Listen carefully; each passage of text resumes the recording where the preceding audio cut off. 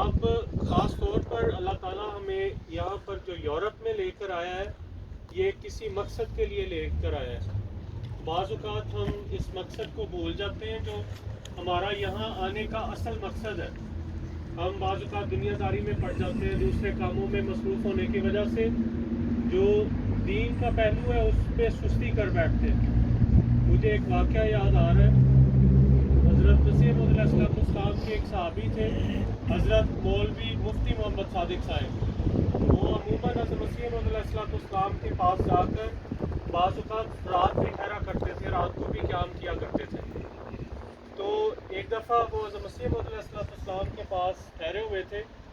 حضرت مسیح موعود علیہ السلام نا ایک کمرے میں لاک کر کے, وہ بھی اندر تھے, ایک کتاب تحریر کر رہے تھے, کتاب لکھ رہے تھے. تو کسی نے بڑے زوردار دروازے پر باہر سے دستک دی, بار بار زور زور سے دروازہ کھٹکھٹایا. حضرت مولوی مفتی محمد صاحب جو حضرت مسیح موعود علیہ السلام کے ساتھ اس کمرے میں تھے, وہ دروازہ کھولنے کے لیے جلدی سے گئے کہ پتہ نہیں کیا ہوا ہے جو اتنی زور سے, کون سی ایمرجنسی ہے. تو سامنے سے حضرت مسیح موعود علیہ السلام کے ایک صحابی تھے جو دروازہ کھٹکھٹا رہے تھے.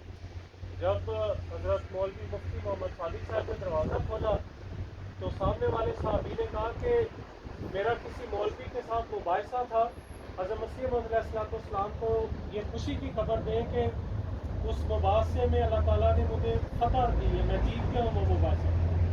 حضرت مولوی مفتی محمد صادق صاحب نے آ کے حضرت مسیح موعود علیہ السلام کو یہ بات بتائی کہ حضور یہ بات تھی جس وجہ سے وہ زور زور سے دروازہ کھٹکھٹا رہے تھے. اس پر حضرت مسیح موعود علیہ السلام مسکرائے اور فرمایا کہ ایسے ایمرجنسی سے دروازہ کھٹکھٹا رہے تھے جیسے یہ خوشی کی خبر لے کر آئے ہو کہ یورپ مسلمان ہو گئے.